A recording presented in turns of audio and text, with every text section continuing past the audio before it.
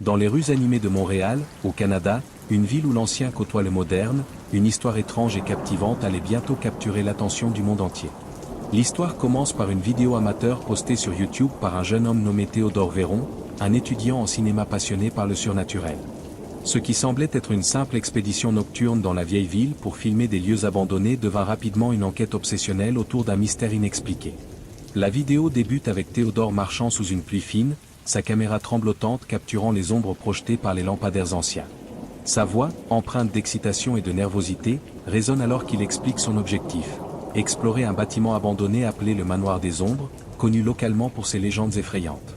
On dit que ce lieu est hanté par les esprits de ceux qui ont disparu ici il y a des décennies, murmure-t-il, avant d'ajouter: mais je ne crois pas vraiment aux fantômes, du moins, pas encore. Ce n'est qu'en pénétrant dans le manoir que tout change. Les murs fissurés, les meubles recouverts de poussière et les rideaux déchirés créent une atmosphère oppressante. Mais ce qui attire immédiatement l'attention de Théodore, c'est un vieux journal trouvé sur une table en bois vermoulu. À première vue, il semble appartenir à quelqu'un nommé Clara Valmont, une femme dont le nom est inscrit en lettres élégantes sur la couverture. Intrigué, Théodore commence à lire à haute voix les premières pages du journal. Les mots sont remplis d'une profonde tristesse et d'une peur palpable. Clara raconte comment elle et sa famille avaient déménagé dans ce manoir après avoir hérité de la propriété. Cependant, dès leur arrivée, des événements étranges ont commencé à se produire. Des bruits de pas dans les couloirs vides, des objets bougeant sans explication, et surtout, des visions troublantes d'une silhouette sombre observant depuis les fenêtres.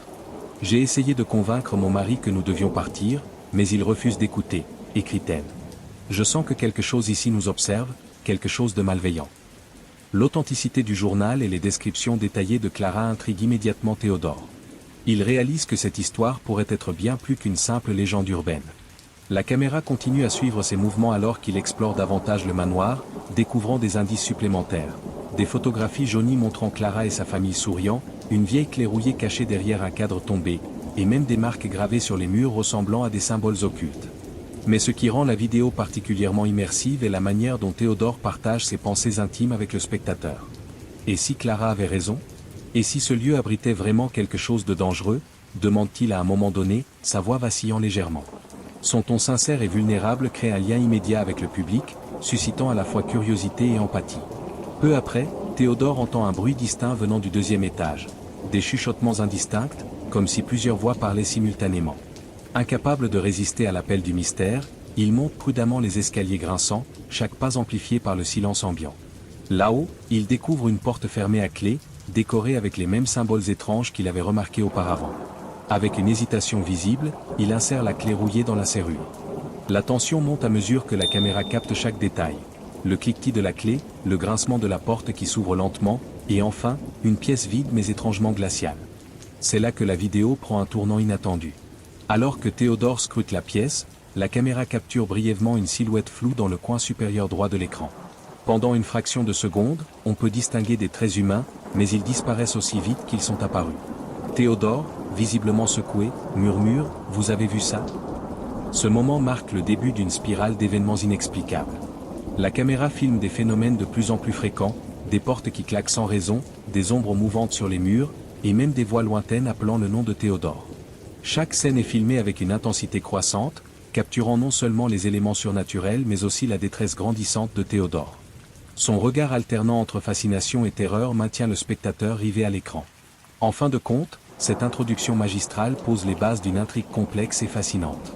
Elle introduit les personnages principaux: Théodore, le jeune explorateur courageux, et Clara, la mystérieuse figure du passé, tout en établissant l'atmosphère sinistre du manoir. La combinaison d'éléments historiques, de suspense psychologique et de phénomènes paranormaux garantit que le spectateur reste accroché, impatient de découvrir ce qui se cache réellement dans le Manoir des Ombres. Cette section établit parfaitement le contexte et les personnages tout en instillant un sentiment de mystère irrésistible. Si vous souhaitez continuer avec la suite ou ajuster certains aspects, n'hésitez pas à demander. L'exploration intensifie, un voyage dans l'inconnu. Alors que Théodore continue d'explorer le manoir, chaque pièce qu'il traverse semble renfermer un nouveau secret, ajoutant des couches supplémentaires à l'intrigue déjà captivante. Dans une salle adjacente, il découvre une bibliothèque ancienne, ses étagères chargées de livres poussiéreux et de documents fragiles. Parmi eux, un volume particulièrement usé attire son attention, Chronique des âmes perdues, un ouvrage écrit par un certain Victor Moncler, un érudit local spécialisé dans les phénomènes paranormaux. En parcourant rapidement les pages, Théodore tombe sur des références troublantes à des rituels pratiqués dans le manoir, impliquant des invocations d'entités spirituelles. « Qu'est-ce que c'est que ça » murmure-t-il, sa voix teintée d'inquiétude. Est-ce que quelqu'un utilisait cet endroit pour invoquer des esprits? Cette découverte ajoute une dimension nouvelle à l'histoire, suggérant que les événements actuels pourraient être liés à des pratiques occultes passées. Les notes de Victor mentionnent également une autre figure clé, Adèle Beaumont, une médium célèbre dans les années 1920 qui aurait participé à ces rituels avant de disparaître mystérieusement. La caméra suit Théodore alors qu'il descend dans les sous-sols du manoir, un lieu encore plus sinistre et froid que les étages supérieurs. Là, il trouve une série de symboles gravés dans la pierre brute, identiques à ceux qu'il avait vus précédemment.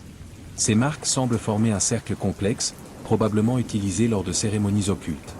Théodore filme minutieusement chaque détail, sa respiration s'accélérant à mesure qu'il réalise l'ampleur de ce qu'il découvre. C'est comme si chaque pièce racontait une partie de l'histoire, mais je ne sais pas encore comment tout cela s'assemble, dit-il, son ton oscillant entre excitation et appréhension. Pendant ce temps, des phénomènes étranges continuent de se multiplier. Des bruits sourds résonnent dans les couloirs, accompagnés de chuchotements indistincts qui semblent provenir de nulle part. Dans une scène particulièrement intense, Théodore capture une séquence où une chaise se déplace toute seule à travers la pièce, provoquant chez lui une réaction instinctive de recul. « Je ne suis pas seul ici, dit-il, sa voix tremblante. Quelque chose, ou quelqu'un, essaie de communiquer. » Pour ajouter encore plus de profondeur à l'intrigue, Théodore décide de consulter un expert en paranormal, une décision qui enrichit l'histoire en introduisant un personnage secondaire crucial. Dr Élodie Moreau, une anthropologue spécialisée dans les cultures autochtones canadiennes et leurs croyances spirituelles. Bien qu'elle soit sceptique au départ, Élodie accepte de rencontrer Théodore après avoir visionné une partie de ses vidéos. Ensemble, ils analysent les symboles découverts dans le manoir et identifient des similitudes avec des motifs utilisés dans des rituels amérindiens anciens, spécifiquement ceux liés à la communication avec les morts. Cela pourrait expliquer pourquoi cet endroit est si puissant, explique Élodie, pointant vers un dessin des symboles. Ces motifs servaient à ouvrir des portails entre les mondes, mais ils étaient extrêmement dangereux. Si mal exécutés, ils pouvaient attirer des entités malveillantes. Cette révélation soulève de nouvelles questions. Qui a initié ces rituels dans le manoir? Et pourquoi? À mesure que Théodore et Élodie approfondissent leur enquête, ils découvrent une connexion inattendue entre Clara Valmont et Adèle Beaumont. Dans une lettre trouvée dans la bibliothèque, Clara mentionne avoir consulté Adèle pour comprendre les événements étranges qui se produisaient dans le manoir. Adèle aurait alors mené une séance de spiritisme dans la maison, affirmant avoir contacté une présence ancienne et puissante. Cependant, après cette nuit-là, Adèle a disparu sans laisser de traces, et Clara a cessé d'écrire dans son journal. Cette révélation culmine dans une scène dramatique où Théodore et Élodie décident de reproduire la séance de spiritisme d'Adèle, espérant obtenir des réponses directement des esprits. Ils préparent le cercle de symboles dans la cave, allument des bougies et prononcent les incantations décrites dans les notes de Victor Moncler. L'atmosphère devient électrique, la caméra capturant des ombres mouvantes et des fluctuations de lumière inexplicables. Soudain, une voix féminine claire et distincte retentit « Libérez-moi ». La scène se termine sur une note de suspense insoutenable, laissant le spectateur suspendu dans l'attente de ce qui va suivre. Grâce à des dialogues percutants, des découvertes intrigantes et des moments de tension croissante, cette section maintient fermement l'intérêt du public tout en développant l'intrigue de manière organique et immersive. Si vous souhaitez poursuivre avec la suite ou apporter des ajustements, n'hésitez pas à me le faire savoir. Révélation inattendue, le passé refait surface. Dans un crescendo d'émotion et de mystère, Théodore et Élodie décident de pousser leur investigation plus loin, guidés par les indices accumulés jusqu'à présent. La voix mystérieuse entendue lors de la séance de spiritisme « Libérez-moi » résonne encore dans leurs esprits, alimentant leur détermination à percer le voile du surnaturel. Leur prochaine étape les mène à une vieille chapelle abandonnée située à quelques kilomètres du manoir, un lieu mentionné dans les notes de Victor Moncler comme étant lié au rituel mené par Adèle Beaumont. La chapelle, nichée au cœur d'une forêt dense et enveloppée par une brume persistante, exhale une aura lugubre. Dès leur arrivée, Théodore et Élodie sont frappés par l'ambiance oppressante qui règne en ces lieux. À l'intérieur, ils découvrent des fresques murales représentant des scènes macabres, des figures encapuchonnées invoquant des entités invisibles, des silhouettes humaines flottant dans des limbes obscures. Ces images semblent corroborer les théories d'Élodie sur les rituels amérindiens dévoyés, transformés en pratiques sombres par des mains ignorantes ou mal intentionnées. Au centre de la chapelle, ils trouvent un autel couvert de poussière, sur lequel repose un livre relié de cuir noir. Théodore, avec une prudence mêlée de fascination, ouvre le livre pour découvrir qu'il s'agit d'un journal intime d'Adèle Beaumont. Les pages, bien que vieilles et fragiles, contiennent des écrits poignants qui révèlent une vérité choquante. Adèle n'était pas simplement une médium, mais une victime contrainte de participer à des rituels contre sa volonté. Dans une entrée particulièrement émouvante, elle décrit comment elle a été manipulée par un groupe secret cherchant à exploiter ses dons pour atteindre des fins personnelles. Je ne voulais pas faire cela, lit Théodore à voix haute, sa voix emplie d'une empathie palpable. Ils m'ont forcé, ils disaient que c'était pour protéger la ville, mais maintenant je vois que c'était pour leur propre pouvoir. Ces mots jettent une lumière nouvelle sur les événements passés, transformant Adèle de simple figure historique en une héroïne tragique piégée dans un jeu mortel. La découverte du journal d'Adèle conduit Théodore et Élodie à reconsidérer leur compréhension de la situation. Ils réalisent que les entités invoquées dans le manoir pourraient être celles d'innocentes victimes piégées entre les mondes, condamnées à errer en raison des rituels maladroits. Cette révélation provoque un changement radical dans leur approche. Plutôt que de simplement documenter les phénomènes, ils décident de tenter de libérer ces âmes prisonnières. De retour au manoir, ils préparent une nouvelle séance, cette fois avec l'intention explicite de rompre le lien qui retient les esprits captifs. Armés des connaissances tirées des écrits d'Adèle et de Victor, ils tracent un cercle protecteur avec des herbes sacrées et des cristaux, espérant ainsi créer un pont sur entre les mondes. La tension est palpable alors qu'ils commencent les incantations, la caméra capturant chaque détail avec une intensité accrue. Soudain, une bourrasque violente balaie la pièce, éteignant les bougies et plongeant la scène dans une obscurité totale. Des voix multiples résonnent, certaines pleines de colère, d'autres de désespoir. Puis, dans un éclat de lumière surnaturelle, une silhouette apparaît au centre du cercle, celle d'une femme vêtue d'une robe d'époque, ses traits reflétant une douleur infinie.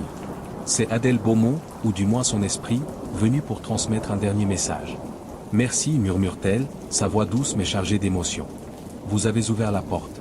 Maintenant, laissez-nous partir. » Avec ces mots, la silhouette s'évanouit, et une sensation de calme envahit le manoir. Les phénomènes étranges cessent instantanément, comme si une force invisible avait été libérée. Cette conclusion apporte une catharsis émotionnelle puissante, transformant une enquête initialement centrée sur le mystère en une exploration profonde des thèmes de la rédemption et de la libération. Les personnages de Théodore et Élodie, ainsi que ceux d'Adèle et Clara, si vous souhaitez conclure l'histoire ou développer certains aspects supplémentaires, faites-le moi savoir. Une fin mémorable, le message universel et l'héritage émotionnel. Alors que les derniers échos de la voix d'Adèle s'estompent dans le silence du manoir, Théodore et Élodie restent figés, incapables de bouger pendant un long moment. La caméra capture leurs expressions, oscillant entre soulagement et incrédulité. Ce n'est qu'après plusieurs minutes que Théodore, d'une voix tremblante mais déterminée, murmure « Nous avons réussi. Nous avons vraiment réussi. » Cette phrase, bien que simple, résonne comme une libération tant pour les personnages que pour le spectateur, symbolisant la victoire de l'humanité et de la compassion face à l'obscurité. Dans les jours qui suivent, Théodore décide de partager l'intégralité de son aventure sur YouTube, non seulement pour documenter les événements mais aussi pour rendre hommage à ceux qui ont souffert dans le manoir. La vidéo finale, intitulée Le Manoir des Ombres, libérer les âmes captives, devient rapidement virale, captivant des millions de spectateurs à travers le monde.